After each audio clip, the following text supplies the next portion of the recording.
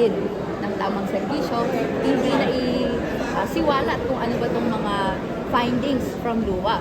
No? Even though ang sinabi nga ng LUWA ay napasa na sa Malacanang at itanong sa Malacanang.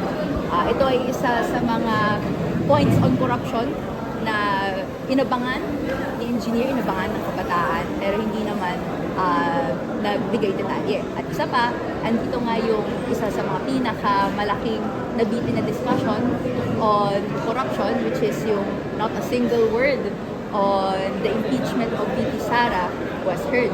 Nandito nga tayo sa gitna ng constitutional crisis, nandito tayo sa gitna ng economic crisis, pero walang ni isang resolusyon kung paano ito haharapin ang narinig. Sa bahagi naman ng Makabayan Bloc, determined tayo na harapin siya ng tuloy-tuloy, no, hanggat makamit natin yung pananagutan laban dito. Ang panawagan nga ng konstitusyon, no, proceed forthwith.